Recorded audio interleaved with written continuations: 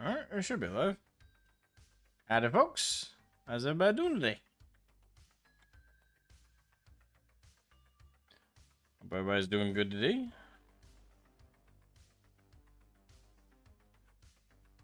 Yeah, I just uploaded a video, so I don't expect too many folks to hop in, because people are going to want to check out the video first, obviously. But for those who do, welcome. How you doing? I'm just doing some late night miniature painting. I'm gonna work on this Kodiak Assault Walker for Konflict 47. It's my first Konflict 47 mini. It was an interesting assembly process. Most of the pieces were kind of similar to Finecast, so that was interesting. Hey, Shadow Fox, welcome to the stream. How you doing? Hope you're doing well. Pierce, yo, how you doing? I think I'm going to start with a little bit of a cheese for some weathering.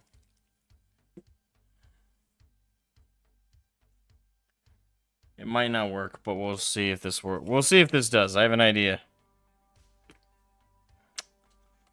There. I'm just going to cheat. Tristan Gore, welcome to the stream. How you doing? Tiki the Hut, how you doing? K47, love to see it. I know you love to see it. You are the man who preaches this stuff.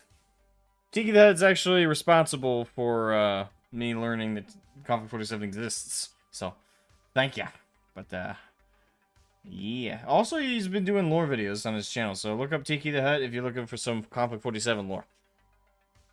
It is good stuff. Alright, so let's use one of these bad boys. Alright, so again, I'm going to use a little bit... Well, actually, before I do what I'm planning on doing here, I will apply some metallics.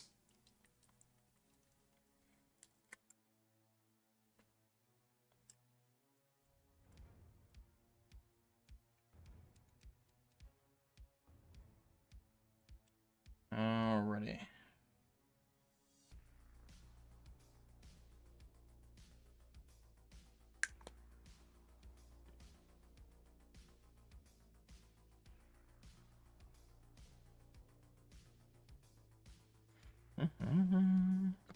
So first things first, I'm gonna paint the hatches.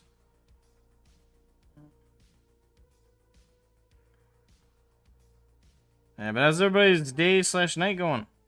I know it depends on the time zone. Me, I just got home from work maybe 2 hours ago.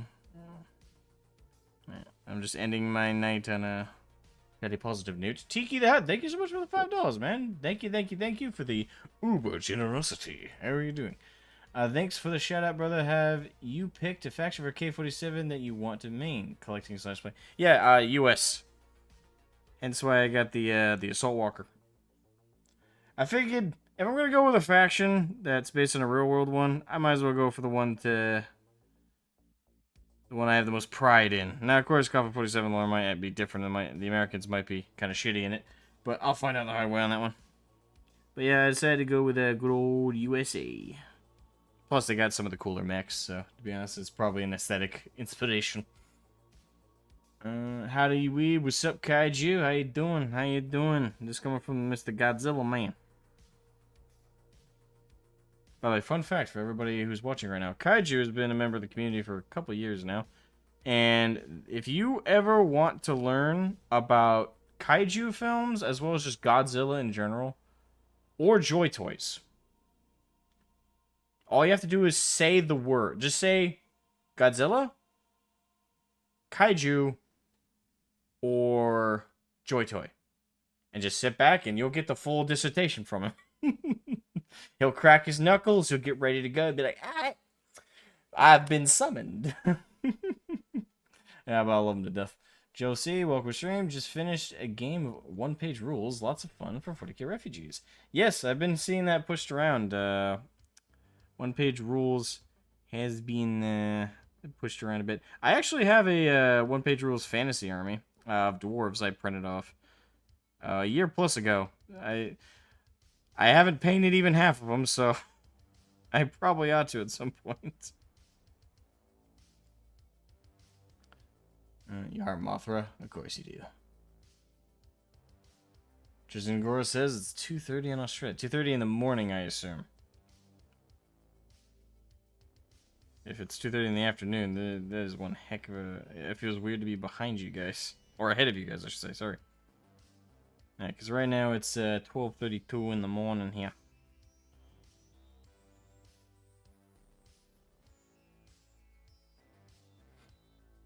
Sharks, 2:30 p.m. Okay.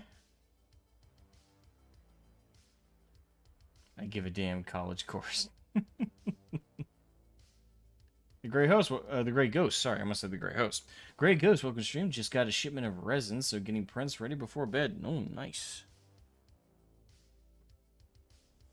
So when you say you're getting prints ready, are you just getting the files ready, or are you actually getting a print underway? If so, careful. I don't know what your setup is, but make sure it's not set up in a room with like that's airtight, for hopefully obvious reasons.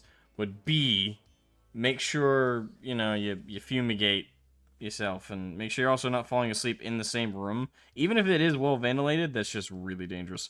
I say that because I did that. I set a print to go next to my desk, and I fell asleep, which is not smart, so don't do it. Also, 24 viewers, but only 4 likes. Come on, guys. Up the numbers.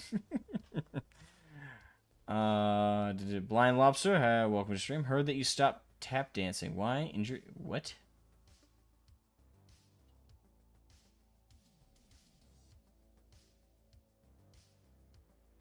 If it's a joke, I don't get it, but tap dancing. I don't believe that's ever been my thing. Unless you mean tap dancing over the corpses of the woke, then I do that all day long, and I haven't quit worth a shit. I don't know what you're talking about. Why'd you quit? Motherfucker, I did it yesterday. Everyone can take breaks, you know? Just getting these files set up. Yeah, I'm about to do something kind of... Well, you guys will see in a second. It's kind of a cheat to get the biggest thing out of the way, but I kind of want to apply those hatch metallics first. What I might end up doing might also cause me to have to paint over it anyway, so it might not work. But what I'm going to try to do is I'm going to apply a brown wash and a black wash, and just kind of smear it on there like mudding. But I'm also debating if I want to do that while I add this metallic parts, because I don't know how clean cut I want this to be. It's my first Konflict 47 miniature, so this kind of will be setting the tone of my army going forward for the factions. Because if I paint it super clean and with a lot of like bright colors like I normally do for 40k stuff, I don't know if it'll feel as appropriate.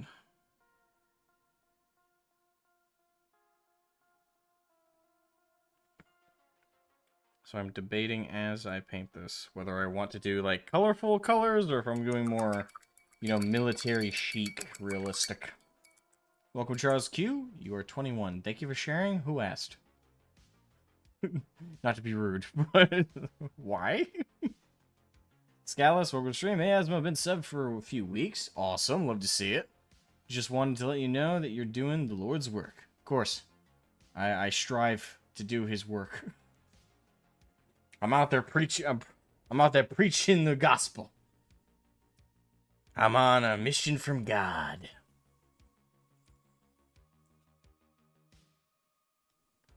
Joshua Martin, welcome. Hey, welcome to the stream. How are you doing? What is it? Welcome to the stream. How's it rocking all? I'm doing pretty good. I think most of the chat's doing good. Hopefully so. They're here.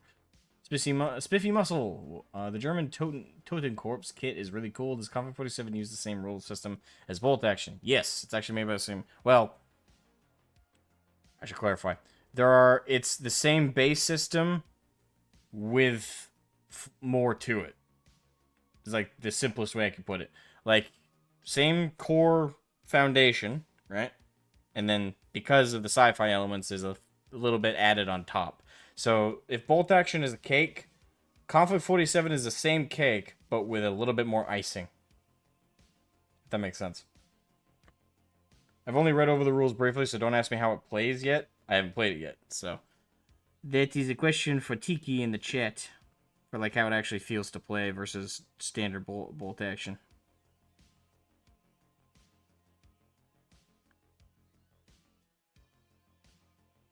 By the way, if anyone is curious about Conflict 47, just feel free to ask any questions in chat as long as Tiki's here, because he's like the experienced one.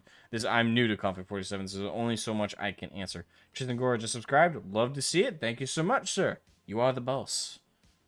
Your US printer is in garage. Got a print going now. That'll be done in 30 minutes. Got a 10-hour print file ready for overnight. Smart. And currently getting more files ready for tomorrow. Nice, nice, nice, nice, nice. Yeah, I still have yet to... I think I'm trying to clear out a space. I'm pointing like you guys can see. But there's like a space over where I'm pointing in my like little office here. There's a space for my stuff. I'm planning on setting up my 3D printing equipment again.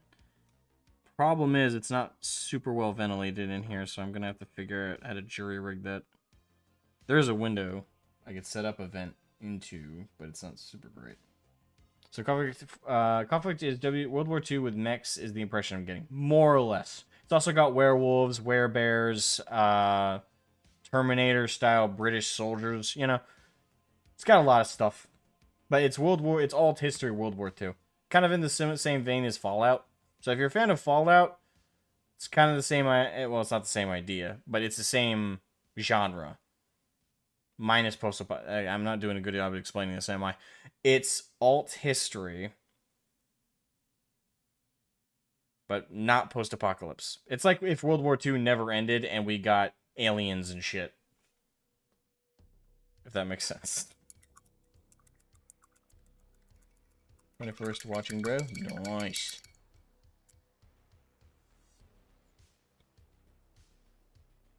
It's like Wolfenstein. Actually, yes.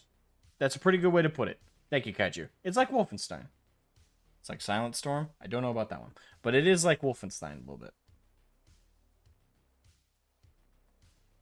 Yeah, V1 Conflict 47 HC, not for trade. Flex.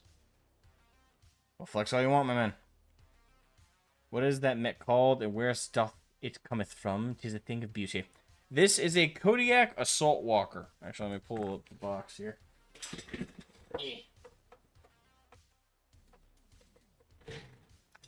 Alright, so this is the box.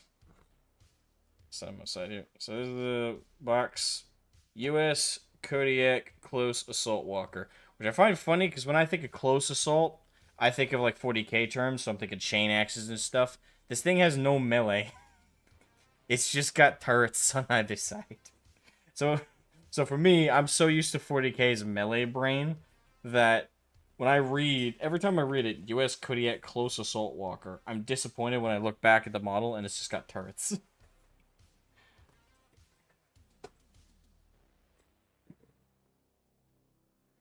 Belezago, welcome to the stream. Kanzerkleins.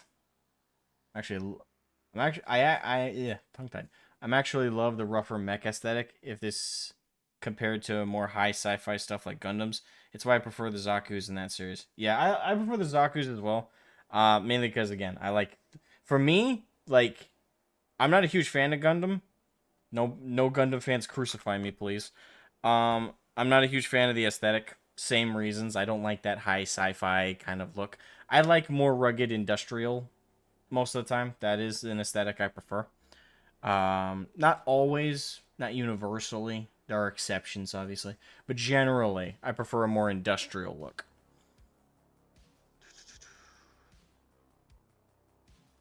So, do I want to print the special colors, or do I want to do military?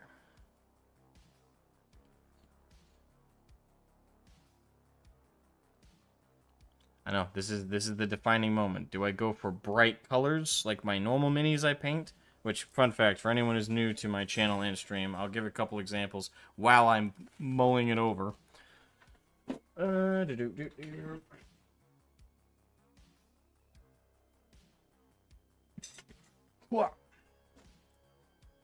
So, just for example, what I'm normally used to painting, this is kind of my approach. Like, bright, colorful, traditional, like, 40k stuff. So, like, highlights and, you know, bright, dry brushing and fades, glows. You know, I'm looking for, like, color. I'm looking for bounce. I like the bright look. That's me. But this is a new tabletop for me. This is less over the top than 40K. It's more grounded in history. So that's why I'm debating in my head, do I want bright colors like I'm used to doing, that vibrancy, or do I do something toned back? Nice model, thank you. Yeah, this is like a standard thing I do. Something more like grandiose of a project. We can always use this guy as an example.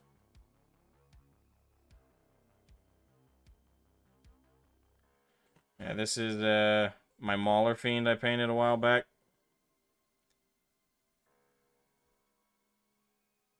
That's a little bit bright.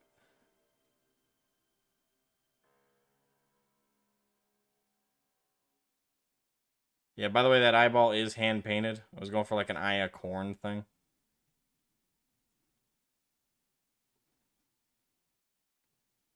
So, I don't know. Again, this is the aesthetic I'm used to. So going for something more grounded like Conflict 47, I don't know. I'm debating in my head. Do I go for like industrial military with camo, or am I thinking more bring on the sci-fi crazy aesthetic? I don't know. Debating. Whoa.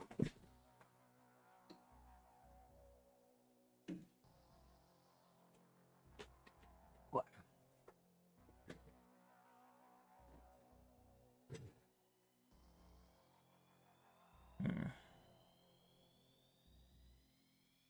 Yeah, Gundam is okay. I like the look of Zaku's. Yeah.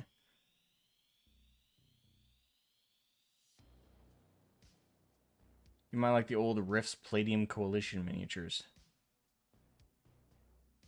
I don't know what that is. I'd have to look that up. Since this is more industrial, you might want to go for a more desaturated look, in my opinion, but bright could still work if done right. True. Well, let me try this, and if it doesn't work, I'll paint over it. So what I'm going to do is I'm going to take some Agric or Shade. By the way, none of these are newly painted. Sorry, newly purchased. Brain. I have a shit ton of Citadel stuff to go through, so I don't need to buy any new GW stuff for the next, like, 10 years. Even if I wanted to, I don't need to. But regardless, I have, plenty of GW stuff. None of it is bought recently. I haven't gone to the hobby shop for anything 40K. Technically in 2 months, but that's obviously that was before this shit with GW. And it's not because of GW I haven't been for 2 months. It is because of GW and the female custodies thing like the last couple weeks. But it's just because I have so much shit. There's been no reason. In fact, there's been active reasons why I shouldn't go to GW right now. So what I'm going to do is I'm going to do like heavy amounts of wash.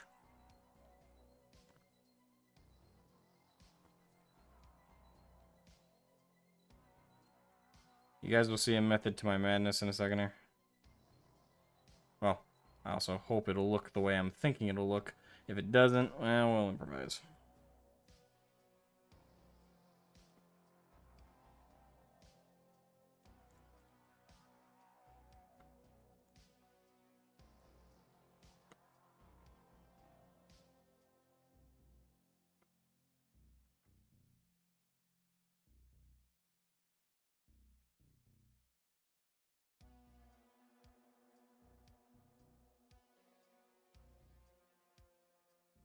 Hey Jenny, welcome to stream. How you doing, you wonderful ass?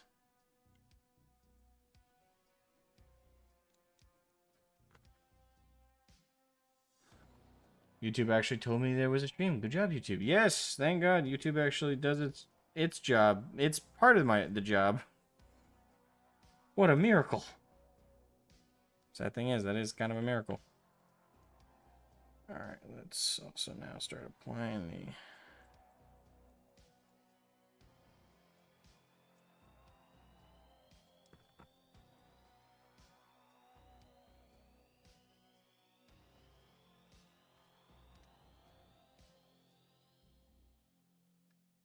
Alright, so it's giving the grungy look.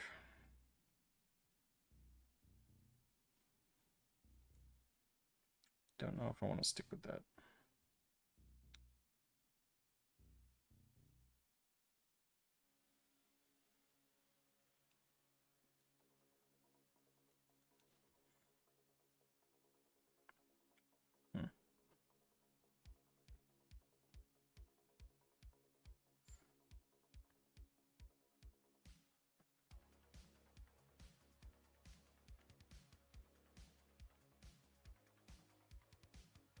Actually, I think I know what I'm going to do.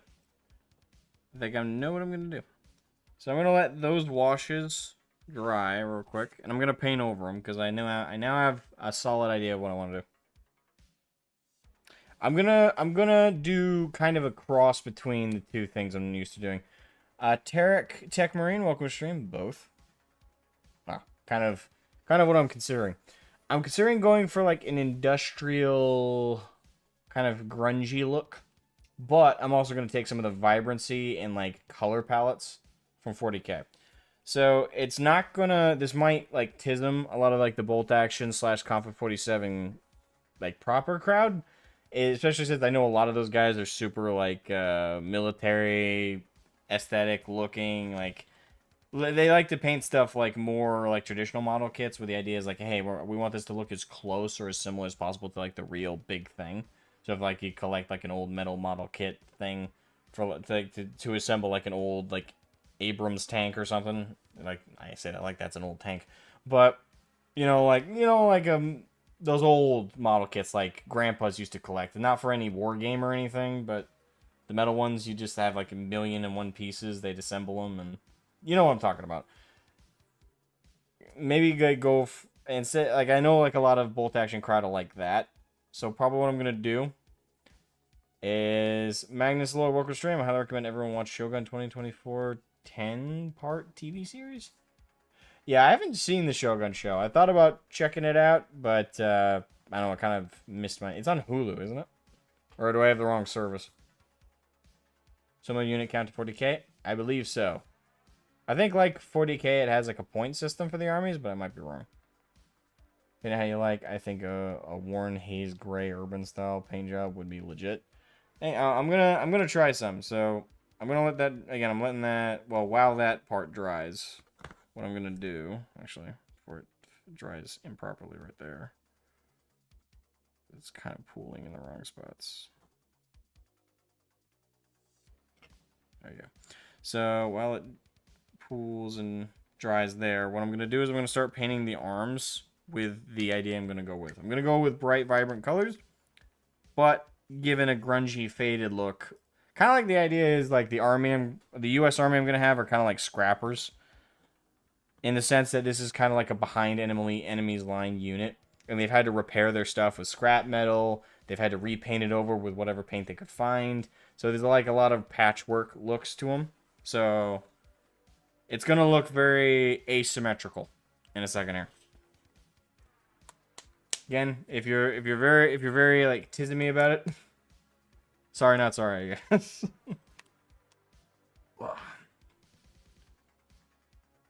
I can definitely see the ammo belts being brass colored. You can definitely add that bright stuff you want. Yeah. I have the idea. I'm going to see if it will actually look good. All right. So where is my red?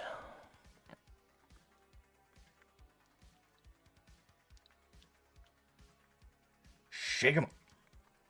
Shake 'em up.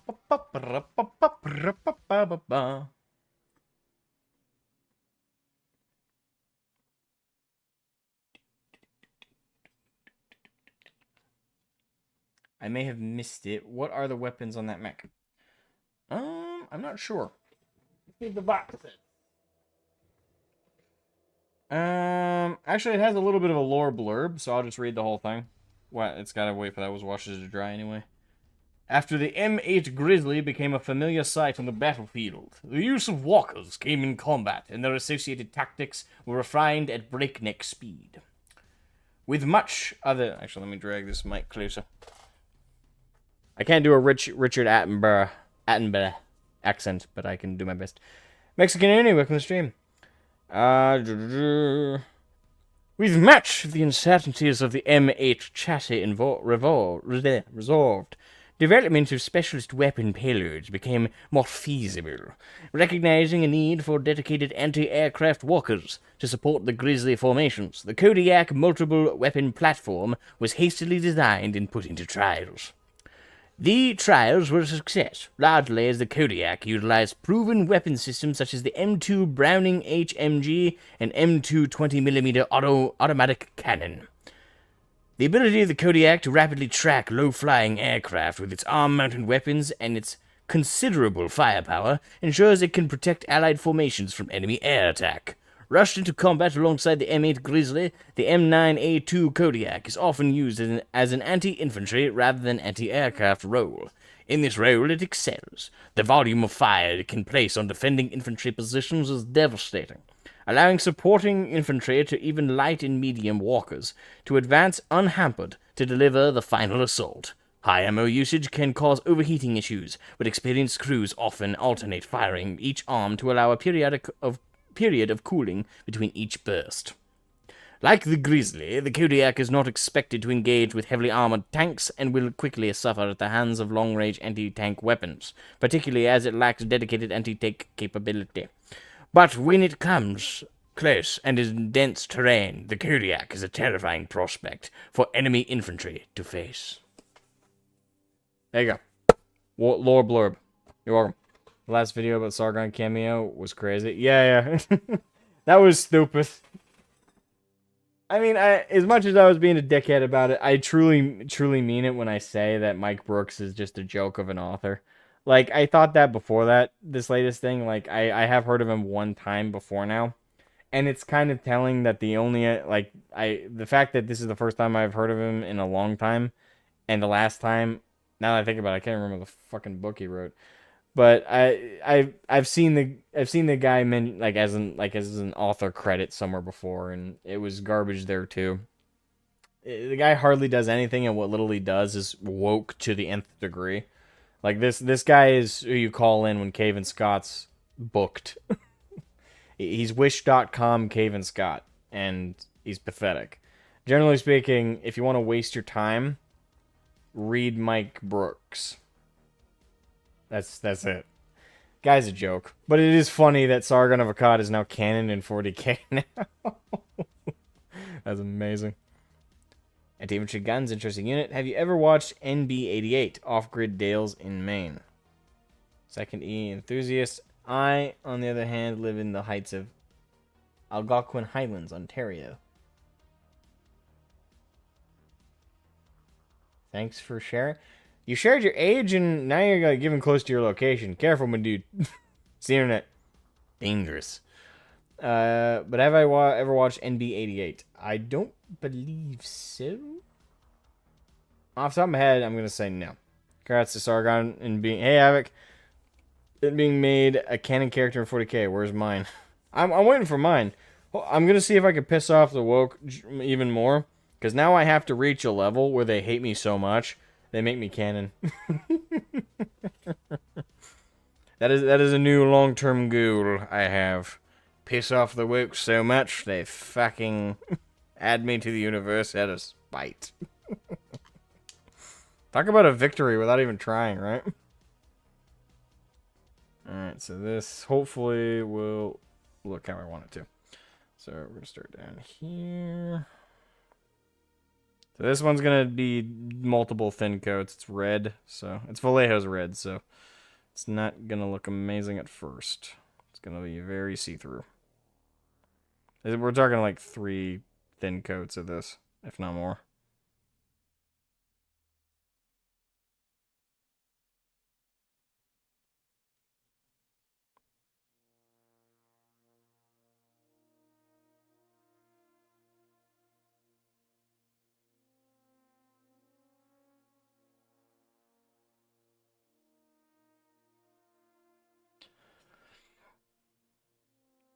Oh, shit.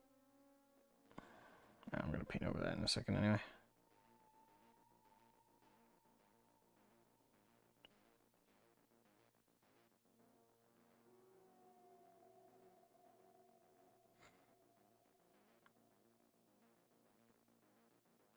Max Brandt, welcome to the stream. 2 thin coats? No, 3 for good measure. That and I thin my paints a lot more than I think other people do.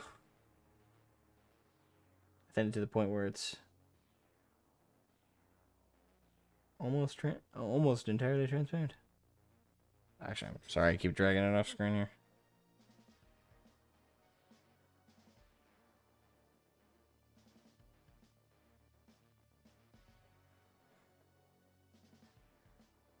Yeah, but you guys can like see like the dark fade there. That's why I'm trying to give it some nice coatage. Joshua Martin, ever put your miniature on a small temporary wooden block to paint? It helps big time. I have. I don't. A, I no longer have the wooden block. I used to do that too. And B, I don't want to at the moment. Sometimes I do like just holding it by the base. It is like the most hazardous, I guess would be the word, way to do it. But I don't have a. Actually, I don't. I think I might. Now that I think about it. Hold on. I might have a. Might have a handle big enough for this. Thin the paint so much you'll end up painting the washes. Hey, actually, believe it or not, that is a painting technique. It's not one I suggest for beginners, but there is a painting technique for just using washes. Feel free to look it up and how to do it.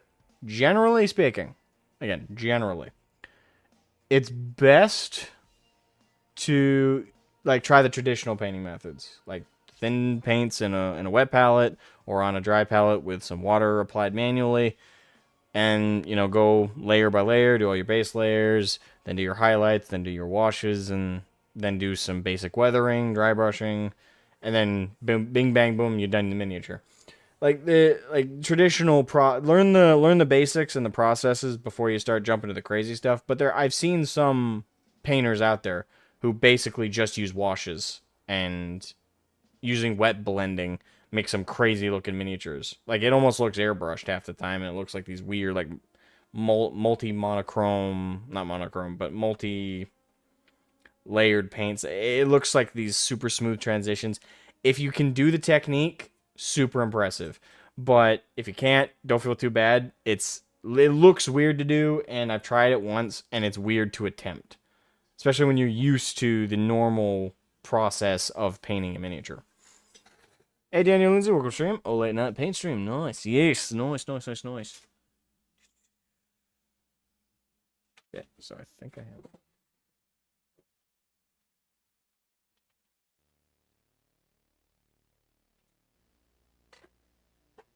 It's an old one, but should be good. I think this will work with this base size.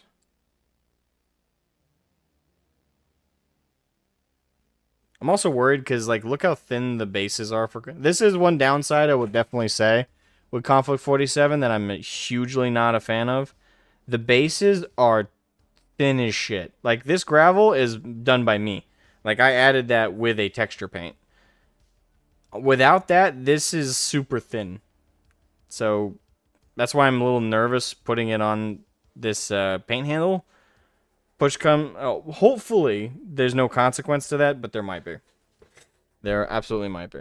Takes a long while to do, and the paints these days are much better when painting with water was more common.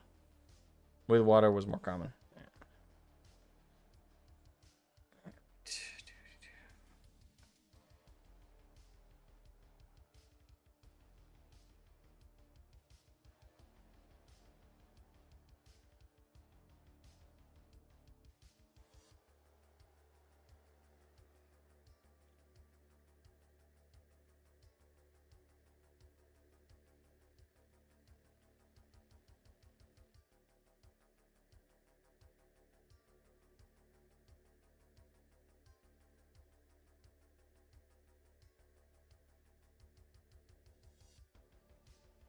Wow, that is thin. Yeah, like I said, I do thin paints. So this will be at least 3 thin coats.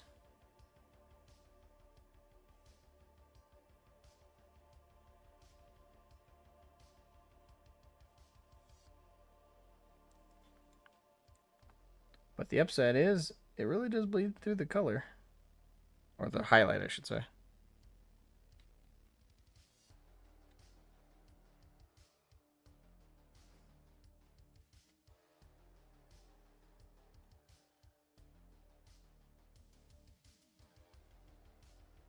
And with someone welcome stream, how do I see out of that thing? Where's my vision? Oh, okay. Right there. See those thin little lines right there? Yep, that's your vision slots. Now, lore-wise, I don't know if there's supposed to be cameras and stuff on the inside. By the way, don't be offended by these wash bleeds. I'm gonna paint over these. But, yeah, these little thin slits. That's your vision.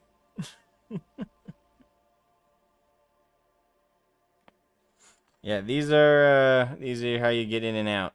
So there's a door one, door one door two, hatches, ventilators, exhausts, piping. Honestly, this would be like the thing to freak out about. This is exposed, so there's lots of. Again, with the lore blurb we just read, there's plenty there to be like, yeah, I see what they mean when they say like this was a rushed design. Now, granted, it's not comically rushed, but got some pretty clear weaknesses. Just gonna say that. But then again, I suppose any of the walkers would have a weakness to anything that gets behind them. I think the general idea is hopefully they'll be protected by on-ground troops from anything getting behind them, so they can mostly be focused on being heavily armored and protected from the front, so they don't have to worry about despite the fact there's some clear weaknesses being exposed in the back, with the only like notable armor plating in the back being the ass flap. But outside of that, yeah, you can kind of see like the idea is nothing's supposed to get behind it anyway. So if something does, there's already some other problems to address there. Always deploy your tanks with infantry support. Yes, absolutely. That's why World of Tanks is such a weird concept. Alright.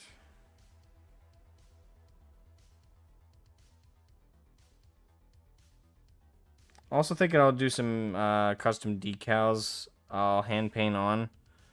Where I made a joke about it, but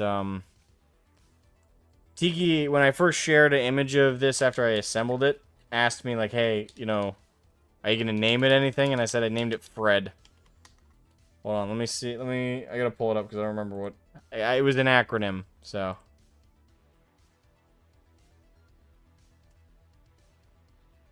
Oh, hold on. Wrong chat. What did I put for the acronym? Let's see. So so this guy's name is Fred, and the acronym that stands for is Frontline Roaming Ever-Present Demolisher. That's not lore accurate. Again, this is a Kodiak Assault Walker, but that's my headcanon. This is Fred.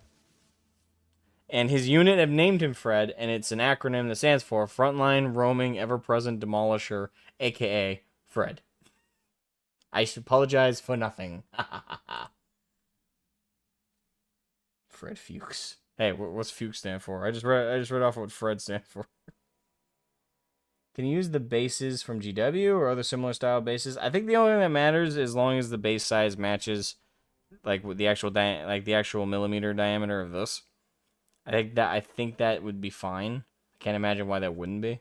But then again, I don't even know if I don't know off the top of my head all the rules. Again, I haven't gotten to play Conflict 47 yet, so don't ask me too many detailed questions about the rules. I have yet to get into it to that extent. But when I do, I will inform the masses. I will inform all of you of what is to come.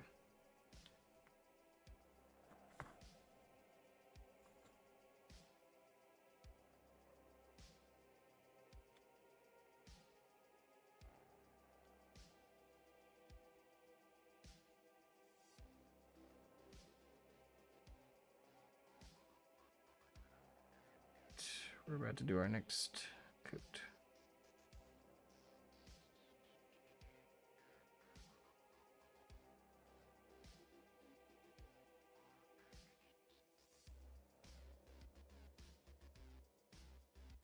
One cool thing about the model kits, at least with this one, I don't know if it's universal with all of them, but they come pre-removed from the sprue. That was the case with this one anyway. So that's just like something I'll throw out there in favor of Conflict 47. So if you're really annoyed with the process of removing the different components from a sprue for like GW stuff, Conflict 47, at least in regards to the Kodiak, doesn't have that problem. Thanks for the great content. I will stay subscribed. Well, I appreciate it, Charles Q. And I hope to keep up the great content. And I also hope you continue to be subscribed. Don't want to feel the vision to be too wide. Might get distracted. Yeah, why do you need to see everything around you? Just focus on the target. Why do I feel like something pinging me in the back? Don't worry about it. We got you covered. We don't got him covered. He's gonna get hit with an RPG any minute. What'd you guys say? Nothing. Focus your fire. You got this, Fred. Alright. So again, I'm looking for like a scrap together patchwork kind of look, so. I'm not going to make this one also red. I am going to look for like a very asymmetrical look. So I think what I'll do is I'll make this pauldron, or pauldron equivalent right there. Make that...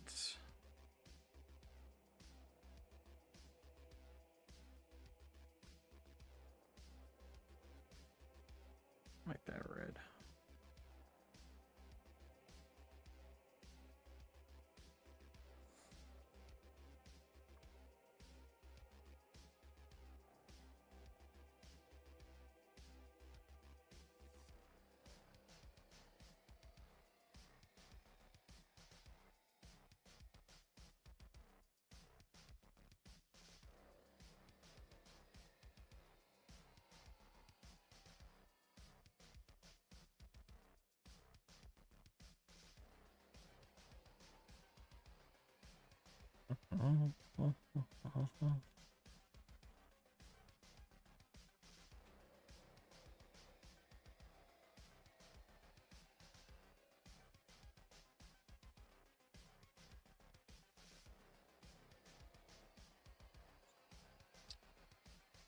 Because you chat.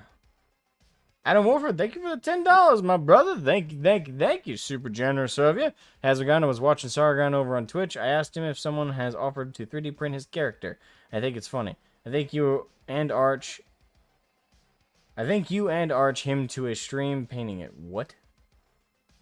You and Arch him to a Steam painting it. I am so sorry. Thank you for the $10. If I'm understanding, and I think it's funny, I think you and Arch him to a Steam painting it.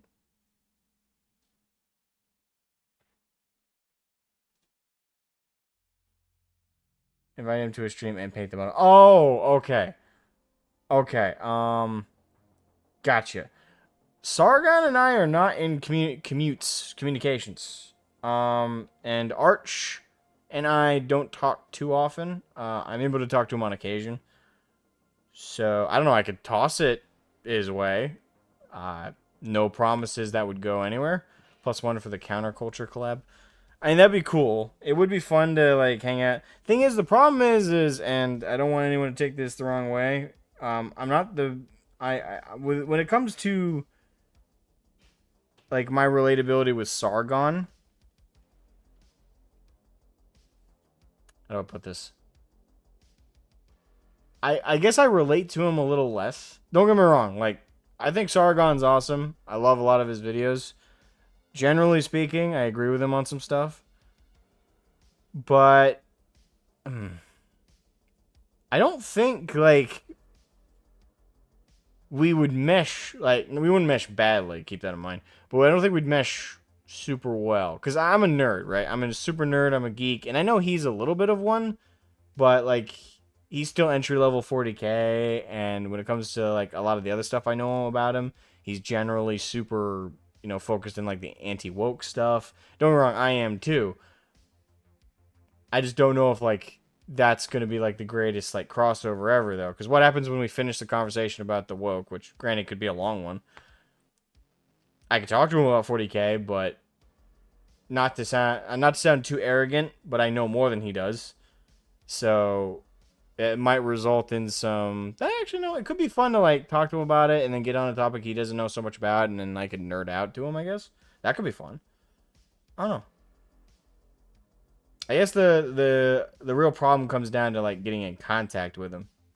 I don't know, I can ask Arch if he would like be willing to put us in communications, but At the same time, I don't know if Sargon would be interested in doing a stream with me. I doubt he knows I exist, but maybe he does. I don't know. Who's to say? I don't know. As I was saying it, though, like the idea did start to appeal. Adam Wolford, thank you for another $2. Thank you, thank you, thank you. I just woke up. Sorry, my brain isn't working right. No, it's fine. It's fine. And again, thank you so much for the super chat. I absolutely appreciate it. How about those Iron Age cats, like Mage Leader? Oh, Mage Leader and I have already spoken. Like we're on good terms, generally speaking. Mage Leader and I, you know, we haven't done a collab, but we have had like direct like back and forth references to each other in our videos. And he and I have talked to him on one of his streams via the chat and like donations and stuff. Yeah, I think it would be absolutely fun as hell to do a collab, like a direct collab with Mage Leader. That would be fun.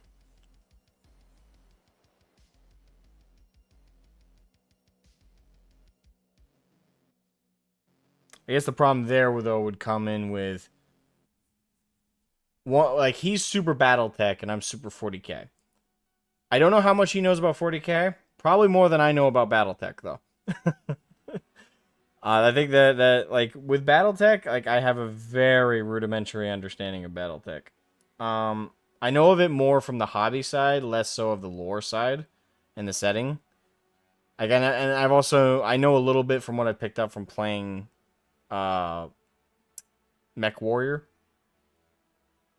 But I don't think that's at all comparable to the amount that is necessary to talk to Mage Leader of all people about BattleTech. But he and I are on more equal footing, I think, when it comes to like how much he knows about 40k versus how much I know about 40k, how much he knows about BattleTech versus how much I know about BattleTech. I think we definitely do like a cross-cultural exchange there. That'd be a lot of fun. He's been playing since 2nd edition, Leaf. That's what he said on Critical Drinker today. Sargon, that is. Oh, Sargon. Really? He's been playing 40k since 2nd edition? Huh. I thought he got into it recently. Was I under a completely false impression? I might have been. Huh. It's so lucky there was a convenient list that helps me know which 40k YouTubers are worth subbing to. Yes, I know. Thank you for subscribing, by the way. Appreciate it. Also, welcome to S90. Yeah, I guess I was under a false impression. I thought Sargon was new. Me too. I was a 2nd edition kid, but dropped out around 5th or 6th. I'm a 7th edition baby. It's technically 6th. The very end of 6th edition / beginning of 7th edition, I think, was when I got in. I know 7th edition was the one I primarily played. Yeah, I got in when I was 13. 24 now, and I'll be 25 later this year, so that'll mark the 12th year I've been in this hobby. But yeah, I wasn't around during the 2nd edition days. Whoa. Yeah, it's definitely before my time. I got into 40k. What's a good color?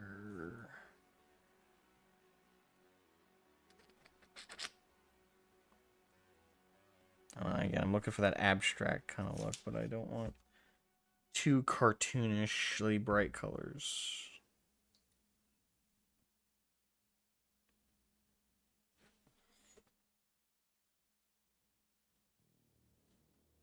Oh, I know what color I want to go with. Hold on.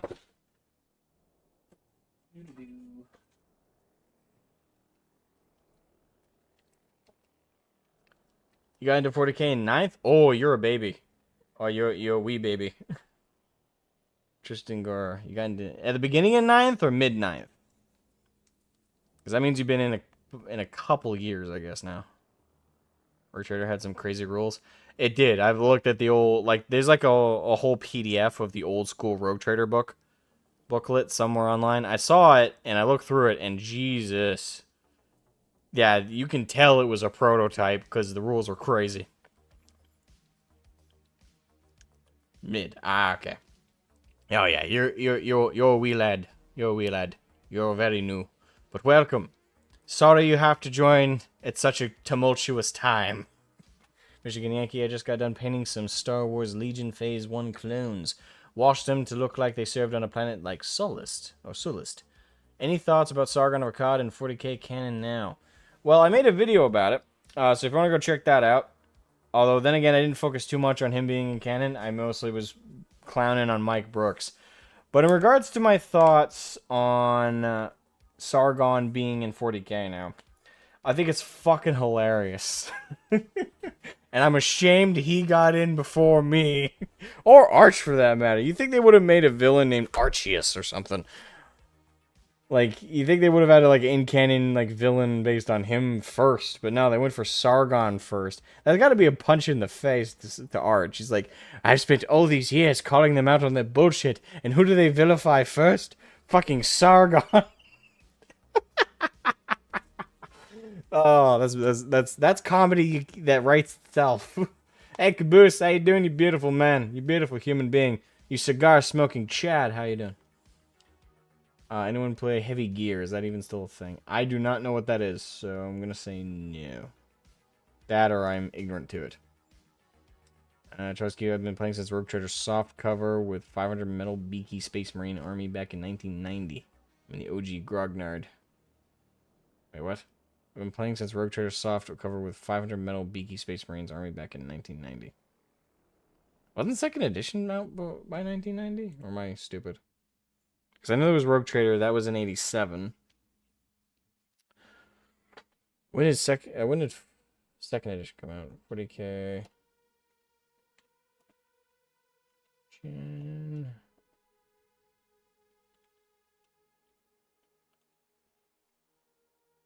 That was 1993. Ah, okay. So you were at the later portion of Rogue Trader then. Yeah, because if you were in 1990, you were 3 years before second edition. So you were in 3 years before 40k became 40k. Okay. Makes sense. I was at Gen Con 1994 and maybe passing through the Northern Peninsula for the 2025 Gary Con. Dude, you were just like giving GPS dots where you are. Hey, TL Cree, how you doing, you amazing human being? Arch is forbidden to an extreme degree. I suppose they can't even vilify him, so they go for Sargon instead. That sucks though. Cheers, brother. I passed the gate. Aye. Oh, 500 points. That's different than 500 pewter marines. Or were they still lead back then? I think, if we're talking 90s, that would still have been metal. Because I think pewter was, what, mid to late 90s? So early 90s would have still been metal. Or do I have that reversed? I might have that reversed. I don't know. Doesn't help I wasn't around then, so this is just me repeating like the historical knowledge. It was Sargon and Arch who got me into 40k before COVID. I recently got some second-hand 30k Space Marines and 2 Cataphracti Terminators. I look forward to making my own chapter lore. Nice! Can't wait to see it. Homebrew is always a beautiful thing to see. I always love to see the passionate ideas that people come up with. It's amazing. Okay, what was I going to do? Oh yeah, I was shaking up the great bottle.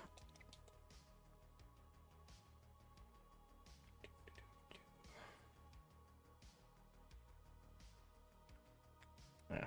40k is a long-standing love of mine, so that's why they can't get rid of me just because they changed the current canon lore. Can't really get rid of me that easy. I don't need GW to continue participating in the hobby. Beauty of it.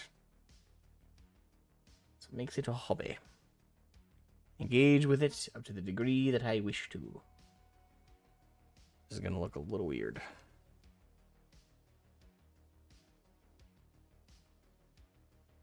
It is the shade of green I wanted, though, so that's good. But yeah, I got into 40k via a friend, so... I've shared that story a couple times, so if anyone wants to know it... I'm not really in the mood to repeat it yet again, but I got into 40k... This is the short term, the short version of the story. I got into 40k because a friend and I were hanging out in high school. We were freshmen. We were hanging out, just chatting during one lunchtime. I told him my lament that I'd experienced every major sci-fi like franchise. And he's like, oh, what about, Firefly? I'm like, yeah, I know Firefly. Yeah, well, what about Battlestar Galactica? I know Battlestar Galactica. Star Trek? Of course I know Star Trek. If I know Battlestar, I definitely fucking know Star Trek. And, of course, we went through the list, and finally he got to, like, he's like, what about 40K? And I went, what the fuck is that? And he's like, hold my beer. Come over this weekend. And I went over, and he indoctrinated me. That's the short version of the story. It's been a long road ever since. A long, financially destitute road.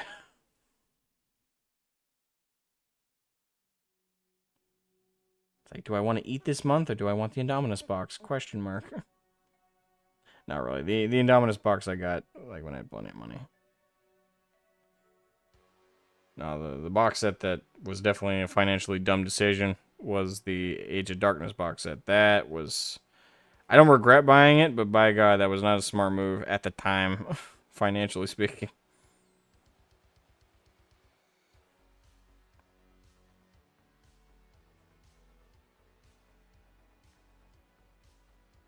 You're almost 50. You're an old man. He's an old one. He's a boomer. Sold a box of 30 plastic Marines for $30 around 1990. You can get 30 Marine. That's $1 a Marine. You can't get that shit now. Holy crap. Like, per mini, they're like $6 to $7.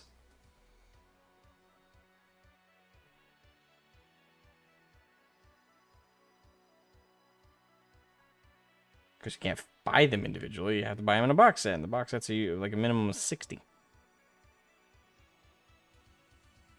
Like, a box of just 10 intercessors is $60 now. So, do the math in my head. 10. So, yeah, there's $6 each. Each model in that box is $6. If you were to break it down, like, individually. What a steal! Not really.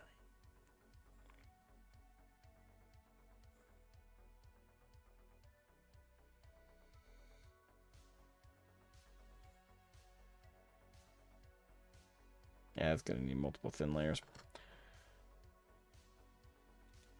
So let me zoom out a little bit here.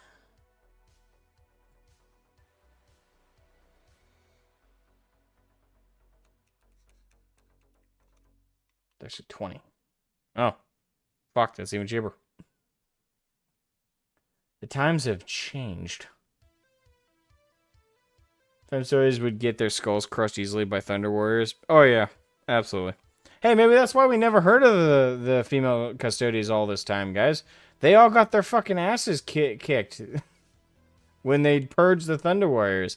It's like, why did our entire female population of our group die? Thunder Warriors. Oh, right. Women. Speaking of women, I actually, a fun thing I'm going to do Saturday, so keep you guys' eyes out for it, is I'm going to do a stream with a member of the 40K community. Her name's Lady Runesong. She's not a content creator, but well, as far as I know, I haven't asked. I should probably ask. But as far as I know, she's not a content creator. But she is a member of the community who is of the dreaded sex of female. I know. Everyone will run. But she's a genuine fan and has been actively mocking and tearing down the whole Femstoties crap. And she's been actively pushing back against the woke.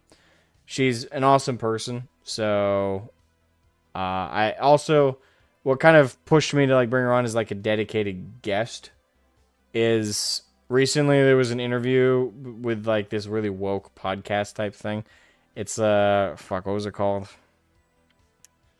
Something Despair World, something super gay. Hold on. What was the name of this stupid crap? Oh, Super Despair World. Okay, it is as stupid as I thought it was. So yeah, this like podcast show thing called Super Despair World. They had Demon Faye Shay, who, for those who don't know, is a tourist in the 40K space. She's a grifter. A political activist, woke nut job. That's all you really need to know. They're trans or whatever, and they were featured on their show because, and in it, like, Shay has this huge, like, self-flagellating, like, comments about how she and, like, all the woke need to save those of us, or those who might fall to the chuddery, you know? It's funny as fuck. Like, listening to her, go, like, the thing is, Shay sounds exactly what you'd think. Sounds like a dude. And Shay doesn't even do a good job. Actually, I'm just going to call Shane. Doesn't do a very good job with the whole male voice. Sorry, with the whole female voice. Like, it just sounds like a dude. It doesn't even sound like a gay dude. Or like a super, like, stereotypical gay dude, I should say. Just, Shay sounds like a dude. Who's like a little bit of a twink. So, yeah, Shay is a dude. So, you know, if you listen to it, it's kind of funny. But yeah, Shay like jerks themselves off and acts like some kind of savior complex. Adam Wolver, thank you for the $5. Battletech is like Game of Thrones, but with 20-meter tall mechs, there is a tech priest and weirdos from the north known as the clans. Yeah, I have heard that really basic description. I still need to know more, like, at some point. The problem is I'm not naturally very good at, like, getting into Battletech, because every time I've, like, sat down and been like, okay, today I'm gonna listen to some lore videos and learn about Battletech. I think that I sit down to do it, and then I end up doing like 50 other things. Not because I'm actively avoiding it, it's just every time I'm like, something else just comes up that takes my focus away. So I have yet to give Battletech the appropriate and fair choice I should. The one thing I have done is I did pick up a few books written by Blanley Pardoe, and that was in the wake of his controversy. I did pick some books up that I have on my bookshelf. I don't know if you can see them behind me. They're somewhere in the stack. But I picked up some books from Blanley Pardoe, and I intend to read those as my entry into 40K into Battletech, but hasn't yet happened. Do you want to know more? Caboose coming in with the Starship Troopers. Would you like to know more? The thing is, Caboose, my good brother, mein Bruder, I've heard you and like the others, like in the VC rant about it. Don't get me wrong, that has allowed me to pick up some stuff, but not enough. So I think to learn properly, I do need to sit down at some point and just like listen to something while I probably put something on while I'm at work. Fun fact: I am a custodian. It's not even a joke. So it's funny. I got hired at my new job right before the custodies shit went down with 40K. So I was getting ready to make the joke of like, hey guys, I'm a custodian. Get me my gold medal. And then the shit went off and I completely forgot to make the joke at some point. But yeah, I got hired as a custodian. So and for those who are wondering what my job is as a custodian, I do all the janitorial work at the business I work for. I do all the janitorial work. I also do all the lawn care. I take care of the rose garden, and they also have like a flower garden that they need taken care of. I have to do that. The summertime is gonna be a bitch. They already told me, they're like, hey, the vines start to grow in the building, so you need to clip those. We need you to weed whack. We need you to manicure the lawn. And I'm like, okay, awesome. How much are you paying me? For what they're paying me, worth it. You are now a female custodian, always have been. I gotta find my wig.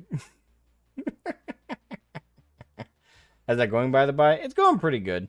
Yeah, right now, like, I'm mostly doing landscaping. Yeah, I have to do landscaping as part of my job. Because the thing is, the company doesn't want to hire out landscaping, and the reason they pay us custodians so well is because we do that, and we do all the maintenance, we do the boiler room. Realistically, in terms of, like, janitorial to like repairman ratio, I'm doing a lot more repairman. Today I had to partially fix the boiler room because the previous custodian that I am replacing really did not have any wire discipline, and that boiler room has a bunch of exposed wires. Like, I walked in and I'm like, I'm surprised we have not been shut down by somebody checking the building. When was the last time this place got like a safety audit? They didn't tell me, so I'm assuming it's been a while. But I spent half my shift today just repairing those. The cool thing is that I'm a nighttime custodian, and I'm the only one there at night because there's no other nighttime custodian in the whole building.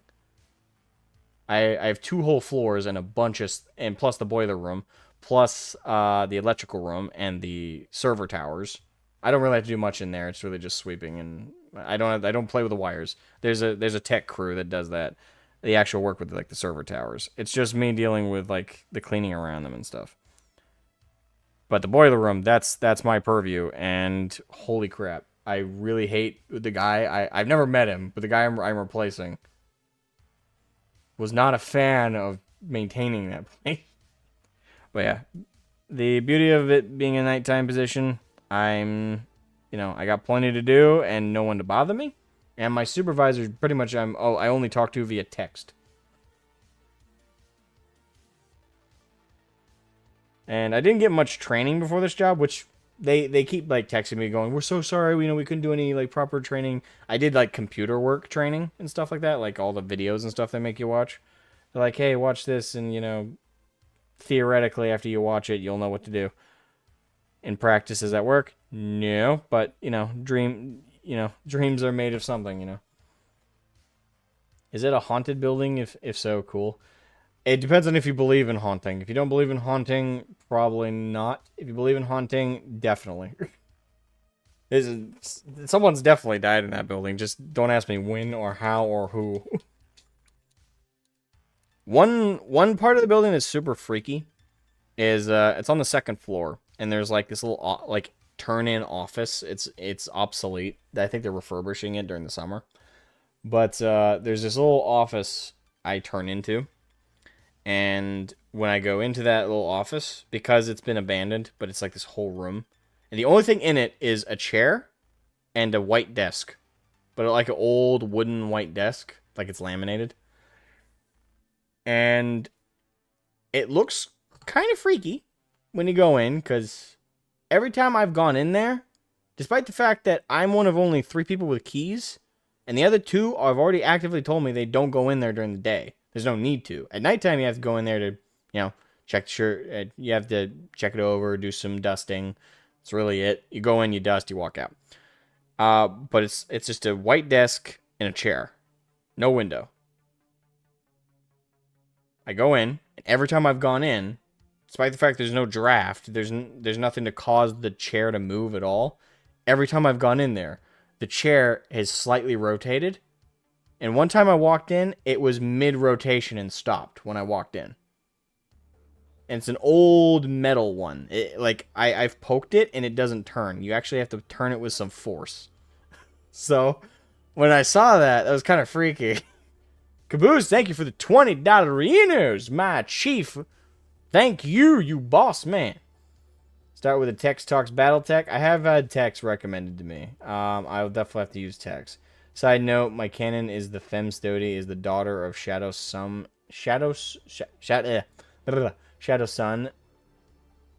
And Kitten, welcome to Inquisitor Mori.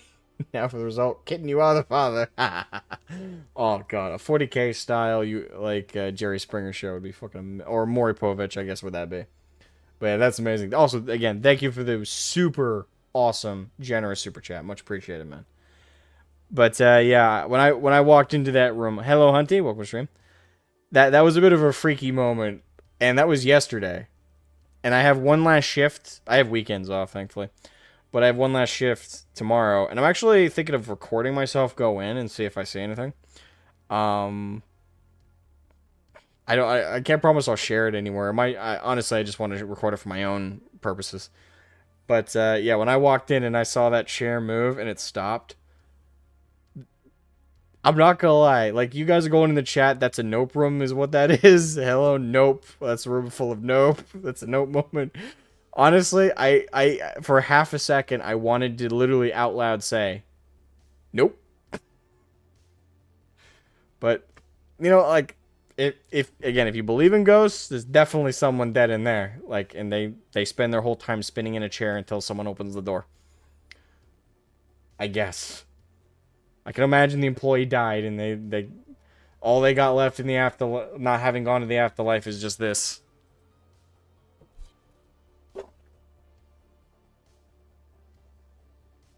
Wee.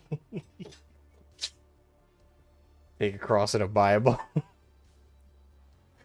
I mean, I could take a cross. I'd have to dig in my my drawers for my Bible. I haven't used it in a while. But it's funny as shit, though. Like, here's the thing. I'm at the point in life where I'm not scared of any... Like, I have to turn off all the lights before I leave, and I have to set the door codes. You know, I have to make sure all the security locks are good, and I have to close the gate. I'm out there in the pitch black. And when I leave the building, it's pitch black in the building. So, you know, I hit all the lights. I, you know, clamp everything shut. And I walk out of the building in pitch black. And tonight, actually, I decided to hit all the lights and just wait a second to see if I heard anything. So, yeah, I took off my earbuds. I just kind of stood there in complete and utter darkness and in silence. And I swear, like, in the utter, like, the only thing you can hear in the distance is the boiler. But I swear I heard a creak. Now, could have been the building settling. To be fair, it was a little windy tonight. So it might have just been the response to the wind. But there was a little bit of a creak in the distance. It was in one of the hallways. And I'm not gonna lie. I'm not so, yeah, I'm not gonna lie. As a kid, I would have freaked the fuck out. I would have been like, nope, nope, nope, nope. I would have sprinted for the exit. But as an adult, if you were to criticize me for this, but I walked towards the noise. Like, I don't know if I'm at that age where I just have that, like, I have absolutely no fear of death. But I just walked towards the noise in the dark. I didn't even pull up a flashlight or anything. I was just like, all right, if there's something in the middle of the darkness that's going to kill me, I want to just walk towards it and see what happens. Self-preservation skills, non-existent. But I went straight towards the noise. I arrived to where I thought it might be. Granted, it didn't happen again. It was like a creak, and then it stopped. I got to it. It was just one of the doors to one of the office rooms. I didn't even open it or anything. I was just like, okay. And I walked out to the exit, set the door code, and came here, recorded a video, threw it up about the Sargon stuff, and now we're here talking. So unless this is a really weird version of the afterlife, I think nothing got me. Yet. You're old enough to know ghosts are BS. Well, the thing is, there are plenty of people older than me that believe in ghosts. So it depends. Again, are you someone who believes in ghosts? Freaky horror stories. If you're not, it's just kind of funny. Thing is, it's not even really like a ghost fear, right?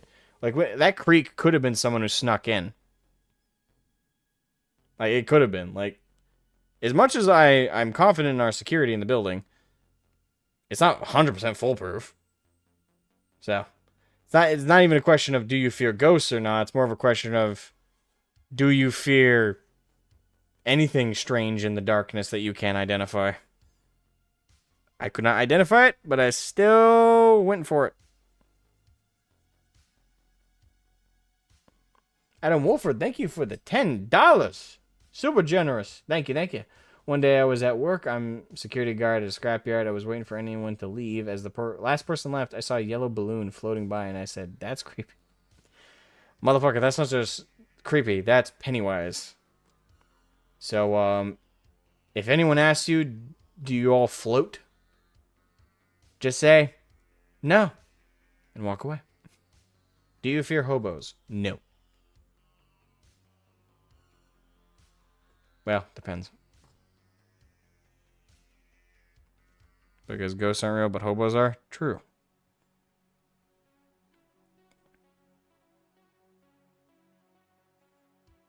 If you're a tactical hobo. Tactical hobo can't get me. Tactical hobo isn't real. Switches over to hobo and tack vest.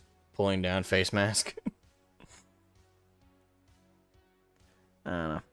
But yeah, one thing is kind of funny is I did learn a story about my predecessor, the previous nighttime custodian to me. Apparently the guy lost his mind right before he left. Now, before anyone thinks this is kind of adding to the ghost story, it's really not. Just listen to me. When I say lost his mind, I don't mean he went The Shining on anybody. I mean, like, apparently when he first got hired, he was a super chill dude. Chalky Tatzlaworm, welcome to stream. Overnight bakers talk about the idea of the baker's ghost, where you see things out of the corner of your eyes and things sometimes fall off racks elsewhere in the bakery. Yeah, it's always fun to hear those stories because despite the fact whether you believe in ghosts or not, those sometimes can get a little bit of a chill up your spine. You know, that's the idea of it. But yeah, also they're kind of just fun stories. But thank you for sharing. But yeah, I learned a little bit about him, and apparently he lost his mind a little bit before he left. So he got hired. He was a super nice guy, and for a whole year, he worked there for a whole year. It was kind of like a steady decline mentally. They said like every day, because every 2 weeks, so bi-weekly, we have like a group meeting. So the nighttime custodian comes in and talks and hangs out with the daytime custodians, and they kind of have a half shift. Like everybody has a half shift on a Saturday. And we all come in and we just kind of like match notes. Like we talk about like the routine. We like hey, who's doing this, who's not doing this, who's pulling the weight, who's not pulling the weight. I haven't had that meeting yet. I'm still in my first week, and we're doing it next week. So I don't know how those go. But they told me that throughout the year he was there, they saw a steady decline of his like emotive outward mental health and physical health. Like he went from kind of a normal dude in his mid to late 30s to steadily apparently got more shaggy. He got a lot more, he looked like he was getting more sleep deprived and stuff like that. And they said that he was clearly off, like he was on meds of something when he first got hired, and he got off them at some point. And they also found like evidence he was smoking weed while he was on shift and stuff. So he was self-medicating to deal with some stress. Kaiju, thank you so much for the $10. Thank you. Hey, you guys are super generous tonight. It doesn't matter if you believe in ghosts or not. Do you really want to be the guy that comes face to face with a paranormal being that can do anything to you and you are powerless to stop? Not particularly. I don't want to be, but I probably will be because my self-preservation skills are slowly degrading. Like, I'm getting older and I'm getting less and less concerned. Like, as a kid, I always watched those horror movies and like, how can those teenagers just go in the dark there? But now that I'm in my mid-20s, I'm like, yeah, there's a strange noise in the dark. Why not? If it ends up being Cthulhu. Shit. Ran out of luck today.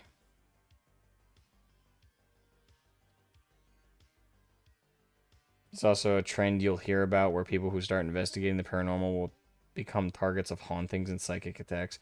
I don't intend to do that shit. That start happening to me, that's gonna be weird. But yeah. Tentacle monsters. I'll know my day has come where as I'm walking through the dark, all of a sudden I look down and I'm wearing a anime maid outfit, and I'm like, oh shit. I hear the tentacles coming towards me.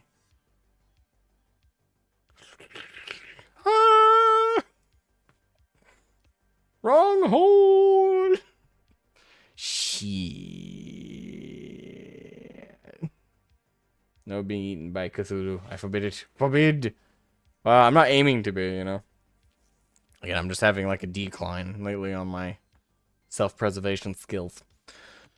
But yeah, apparently he had a kind of a small mental breakdown. Again, didn't shining anybody, didn't kill anybody, you know. They didn't lose his mind to that degree, but towards the end, like, they could tell he was gonna quit any day because he was just not handling.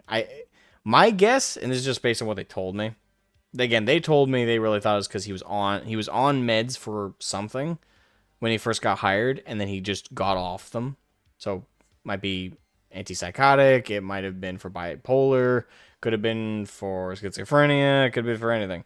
but they believed he was on medication, like a proper medication to treat whatever mental issue he had going on before, and he just got off of it at some point. He probably felt like he didn't need to use it as much because he was having so little human contact at night. But my general like theory about the guy, I'll never meet him, and my theory will never be proven, so I kind of just run with it. But I think it does just come down to like he was isolated and by himself late at night a lot, and he was probably a naturally more extroverted person. Like he probably somebody who thrived better with having coworkers and people to talk to. So it probably just weighed on him, plus a combination of that and whatever medication he was supposed to be on, him not taking. But yeah, I think he just kind of broke down and got tired of it. And plus, the job is physically demanding because you got to go to the boiler room, you got to do all the checks, got to make sure the wiring's good, make sure no rodents are in there. Then you have to clean that room, and then from there you go throughout the rest of the building, do the standard janitorial stuff, clean the bathrooms, clean the offices, wipe everything down, do the floors. And as you're moving through the building, you're shutting off lights, you're closing off sections. You've been like, all right, this room and this section's done. Gonna lock it down. Click, clock. Again, weird noises. If you're don't have an earbud in, that can bother you. Sometimes just the boiler turning on. I'm not really fearful of like supernatural, so generally speaking, I also recognize what noise are just the building being the building most of the time. So yeah, honestly, I think it's just a combination of that stuff that got to his head and kind of weighed him down. Me, I think I'm gonna do a lot better. So, I do this shit. I do YouTube. So if I need like social interaction or pseudo social interaction, I got y'all. How you doing? Plus, I'm autistic, which sounds like a joke, but for those who are new to the channel, I actually am high functioning. But I thrive when I'm on my own for the most part. So works for me. I'm totally down with just being by myself. So I think I'll do a lot better than he ended up doing. But who knows? Keep an eye on me, folks, as I live stream and record videos on the way through. And if you start to notice I'm losing my mind and I might go The Shining on somebody, let me know. I have people to come back and talk to. Yeah, me too. I got my family, so that also helps immensely. Can't understate that portion. Same, but it does help me to have someone to check in with. Yeah, I got my supervisor I can check in with. She's still there right before I, clock in. So I just say, hey, anything I need to know, any like wire issuing, did the offices complain about the cleaning the night before, I could do a quick like powwow and then get to work as she leaves. Penning winnings helps as well. True. There are ways to cope with the mental strain of isolation. And I believe I have the tool set necessary to do just that. But yeah, I think I'll handle the isolation a lot better than that guy did.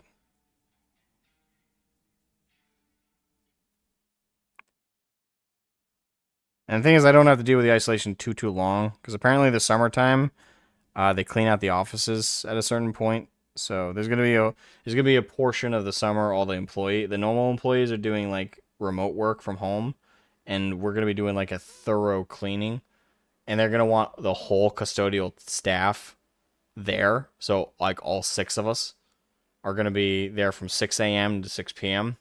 4 days a week during the summertime to do all the work. So it's not like I'm going to be isolated for very long at the moment. When the new like when we get done that, I'll be back to my isolation period. But currently as it stands, I only have a couple months. 6, that's not a good number. We are understaffed, especially with how much we do. Because again, we do the lawns, we do all the manicure work, we do all of the landscaping. We also clean all the offices, vacuum everything. We take care of the boiler room and do the minor electrical work. If there's any like major electrical work, like something just gets completely fucked up, they do hire an electrician. But we do all like the basic stuff. It's a basic level of certification.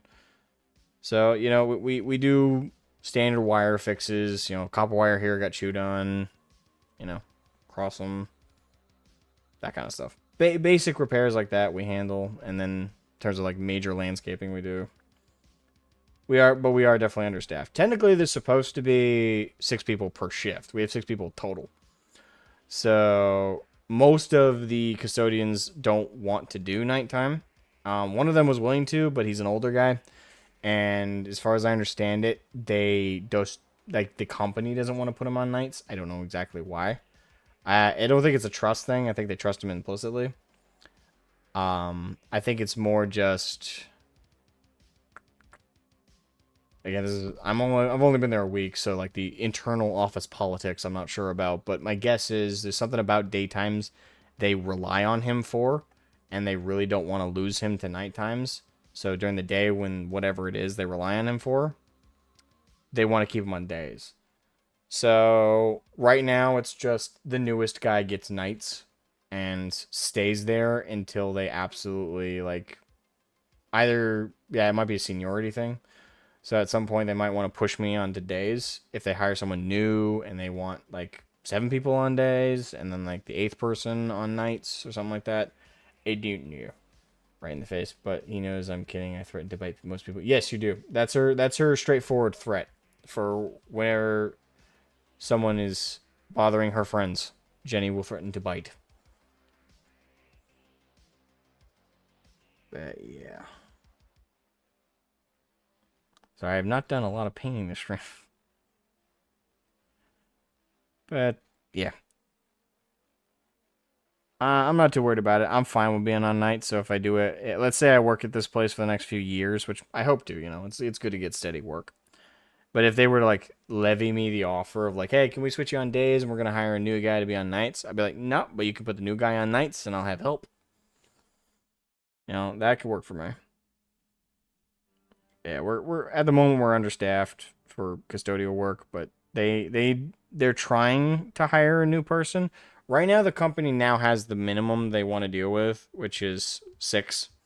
Like 6 is supposed to be the minimum, and they're supposed to have like 12. Like 6 for day, 6 for night. And then for the big stuff during the summer, all 12 of us would be working together.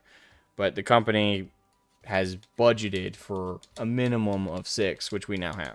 They were down to 5 because the previous nighttime custodian quit. Like I said, lost his shit a little bit. Yeah. I don't know, like, everybody super well or the hiring managers super well. Like, I'm still getting to know everybody. But I get the vibe that they're not in a rush to find a 7th person, let alone the preceding 12th person. They were in a rush to get the 6th, which is me, and a nighttime custodian. Because they need at least one person at night to do the core stuff, lock everything down, make sure the building's set, make sure the boiler room is set to turn off, and all this, the wiring's all secure. Basic stuff like that. They need someone at night to secure all that, and they only need one, technically. Should have way more than that, but yeah. The economy is hurting everyone? Yeah. Oh yeah. The economy is hurting everyone. It's why the company isn't in a rush to hire any more people. It's also why I'm paid as well as I am. So, not that I think they can't legally lower my pay should, you know, they hire more people and they now have to, like, spread out between 12 people. Contractually, they're stuck with the pay that I agreed to and they agreed to, and I'm paid very well. So, I'm not worried about them hiring new people and them, like, artificially lowering it to make up for, like, the loss, so to speak, of income. Scott, you were happier here than you were last week. Oh, yeah, I'm much happier. It's, again, I deal with the isolation super well. So far, it's, again, except for, like, a couple creepy spots, like I mentioned, and again, if you believe in ghosts and possessions, there's definitely some haunting going on there. But if you don't, it's just some weird quirks with the building. Generally, I've been having a good time. Wolfenbach, welcome to stream. How you doing? How you doing? How you doing? Good morning. Good morning to you too. What time is it? Holy crap, it's 1:57. I do work tomorrow. I'm gonna keep painting for a little bit, and you know I don't wanna. I do have to go to bed at a reasonable. Dang it! Just woke up. Well, I hope you have an amazing day.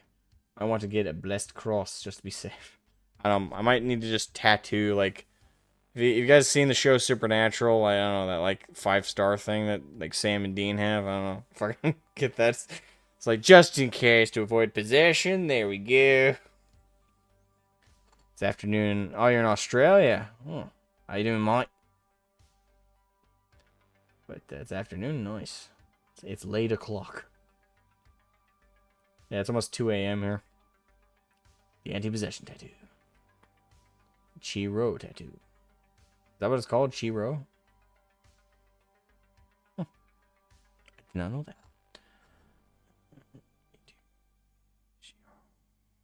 Actually, it's going to start looking Christmassy if I do two. But I think I'm only going to leave this one at the green color. Yeah, because I don't want to give it like a Christmas vibe. That'll look weird.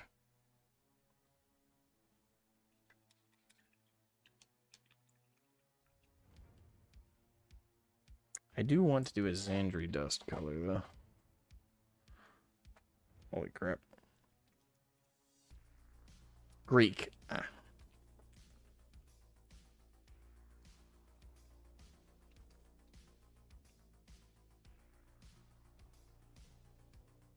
Urgh.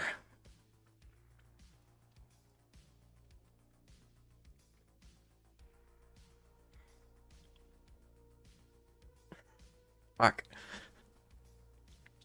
I haven't used this in a while. That's what she said.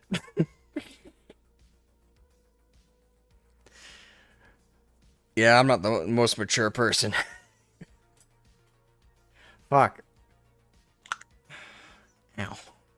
I gotta stretch out my arm. But yeah, the new job's been nice. Outside of some weird stuff.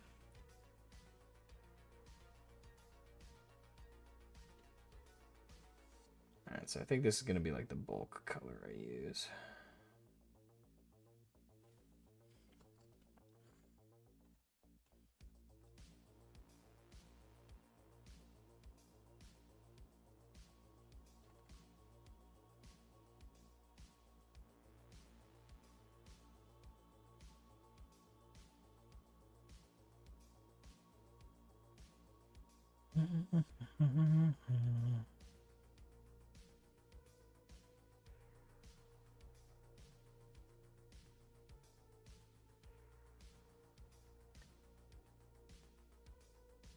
Get a mixer?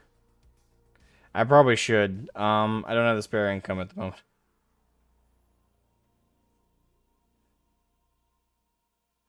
Yeah, because unfortunately my new job, the one big downside with it so far is it's bi-weekly pay. So I don't, and because it's my starting few weeks, and I'm joining at a weird spot in the pay period, I don't get paid till the 3rd week I've been there. So I don't get paid this week. I don't get paid next week. I get paid the following week. And I don't get the, money from YouTube until I think the 21st of the month. So, yeah. Okay. And my last paycheck from my last job is coming tomorrow, but it's really tiny because I didn't work the full week. So it's not going to really cover much. Yeah. I know I'm in a weird spot financially, but once that money comes in, I'll be able to catch back up on everything. Just gotta hold in there till then. Well, luckily I don't have Warhammer to drain all my funds in the interim. I'm sure this is a question that has been asked, but how does this chonker of a model compare to the 40k dreadnought in Sentinel size-wise? Well, it depends. Compared to a box dread, I think this is bigger than a box dread, but only by a little bit though. So like I think, hold on. For like a standard like box dread, like let's just say ironclad dreadnought. This is about the same size, if not a little bit bigger than the ironclad dreadnought. And compared to a Leviathan, which I actually have.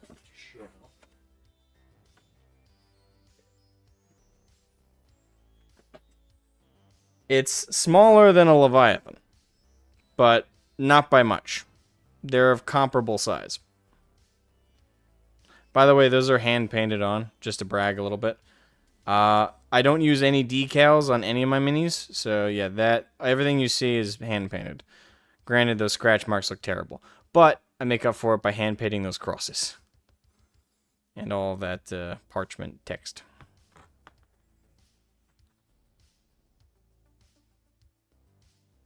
Yeah, roughly speaking, it's a little bit smaller than a Leviathan. Have a good night, Tristan Gorup. Thank you so much for coming in. Much appreciated. Hope you have an amazing time. Hope I can get that good in the future. It's just practice. Actually, if you want a better example of my work, because technically this Leviathan Dread is a little bit older now. I made that guy forever ago. More recent example.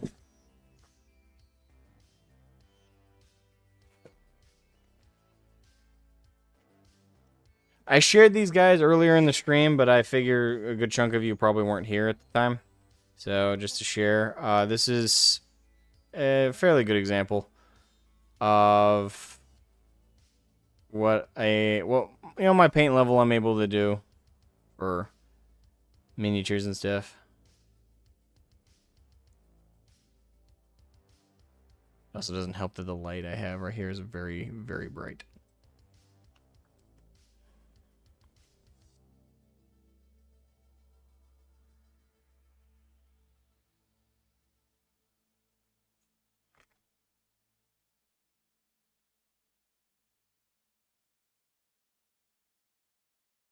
Next top Golden Demon. No, I'm not nowhere near that good. I am passable. I would put myself above average. I would not say I am average or below average as a mini painter. I am above average. Not amazing, not fantastical. Enough to can be considered pro, I would say. I have painted minis professionally and been paid to do so. So I would put myself at pro level, but would I say I am expert? No. Am I of the elite? No. I am above average. I am good, but I am not that level. Right? I'm definitely not Golden Demon level. Yeah, this right here is... I might help with the lighting a little bit. Yeah, this right here is pretty... It's pretty okay. You know, I did a pretty good job. I will praise myself in that regard. I think I did a pretty good job. But, again, Golden Demon level? Not quite. I wish. Yeah, I definitely did a better job than that on this one. Like, this is my Mauler Fiend. Everything you see, hand-painted. Probably one of my favorite minis I've done ever. Still got a lot of flaws, a lot of problems. I was kidding about that. I know you were kidding, but I'm just saying, like, for anyone who might seriously think that, no.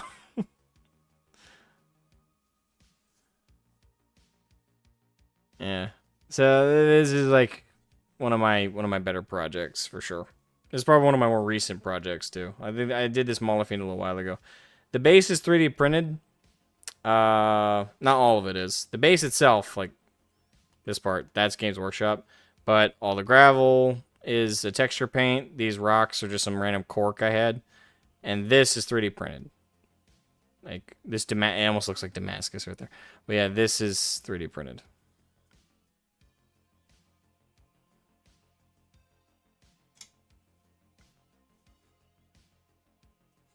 Yep.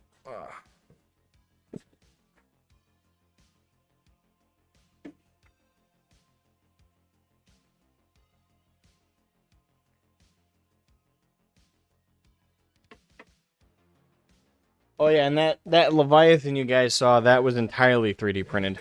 But it is accurate size to the plastic kit. Or, I think it's actually Forge World resin. But, either way, that's an accurate size to the official kit. So, regardless of it being 3D printed, that was accurate size. So, the size comparison with this is still fair. But that was an entirely 3D printed Leviathan Dreadnought. Including the base.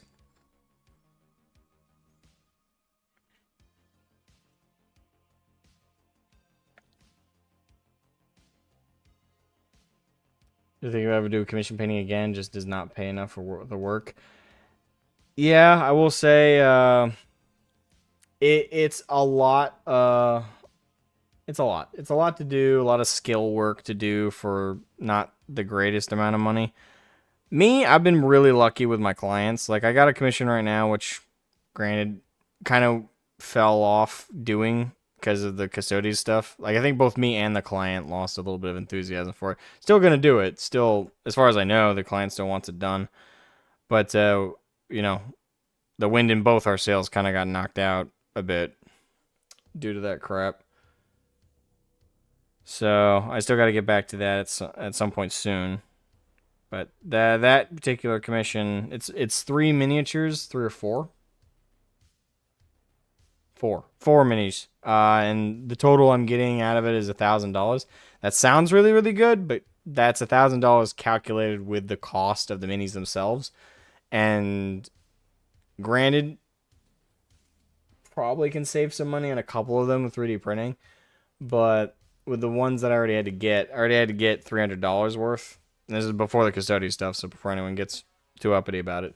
Before the custodian's drama, I paid $300 to pick up the minis that are part of the commission, which was Rogel Dorn's Finecast mini, and the name's escaping me, but another Imperial Fist Horus Heresy era commander. Not Sigismund. It's another one. I'm trying to remember the name. And I got them both to do, and I have another one after that I have to pick up at some point when it becomes available again. I did agree to the commission, so as long as the commissionee, or sorry, I'm the commissionee, the commissioner still wants it done, I will have to pick up that mini. But they're fitting the bill. It's not me buying them. And I am closing GW official model commissions after that. I won't be doing any more. Because I don't want to support GW right now. I am boycotting them, so I'm only picking up what I have to for the commission I have agreed to do. But once I'm done that, again, the client's the one really buying it. They're fitting the bill, but can't wait to. In that regard, I can't wait to get through those commissions for sure. But I agreed to it before. I agreed to it before the whole boycott thing. And I am still boycotting in the in the interim, but those are just some. Again, hopefully I'll be able to work something out and maybe 3D print the majority of it. I think the client won't care, but that is something I will have to talk to them about. Well, I am at work and I'll be in and out. That's perfectly fine, Matthew Gordon. I hope you're doing awesome. I figure you are, since you are such an awesome guy. I don't have the ventilation for 3D printing, and I'll be yeah. So more commissions? Sorry, I missed part of the sentence. Well, I got one currently on the table, but I don't know to what extent the commission's gonna still be done. But yeah, I got another commission I'm working on. It's not this that you see me painting right now. It should be this I'm painting right now, but I haven't been in the mood to touch anything Warhammer for painting wise for a while.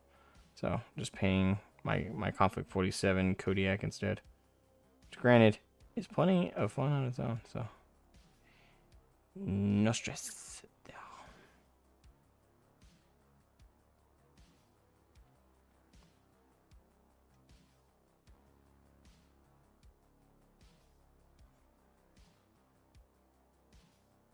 No commissions, sorry, Mr. Burr. But yeah, no more commissions, just no more GW commissions for a while. Not specifically GW. Anything made by GW, I'm not doing any commission work for. It probably will kill any commissions I get, but yeah, I cannot support them. So it's part of the boycott. I can't do any commission work because that if anything, that's advocating for people to pick up the stuff. So I'm not doing it.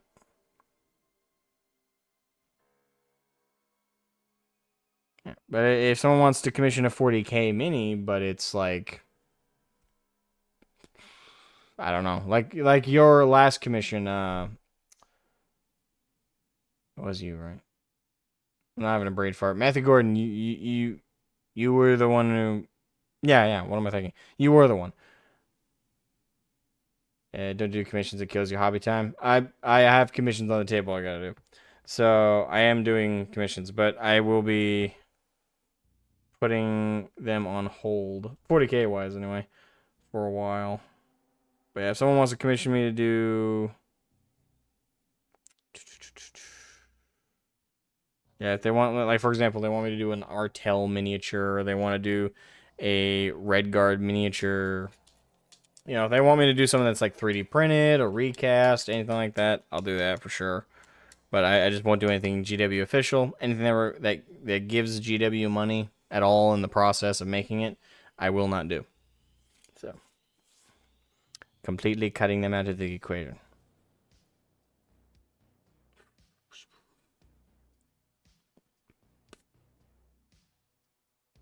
Is this a Conflict 47 model? Yes, it is. This is the Kodiak. I'm in the middle of painting it, so that's why it looks rough at the moment. I'm currently doing the. The idea is it's a scrap, like the unit aesthetic I'm going with for this particular army. It's a U.S. army, obviously, but they're kind of stuck behind enemy lines, so they have to scrap together everything to repair all their mechs and for their armor and everything. It's kind of like an Inglorious Bastard situation, though they're a little less efficient. Kind of list are you gonna go for in 47? I don't know yet. I have to actually probably plan it out. But I'm probably gonna be leaning a lot on mechs, because the actual like infantry models are less interesting to me. So it's less of a strategy thing I'm going with there, and more of a aesthetic thing. Iron Harvest RTS. I guess a little bit. It's similar. It's alt history, and there's a little bit of diesel punk in there, so that's fair.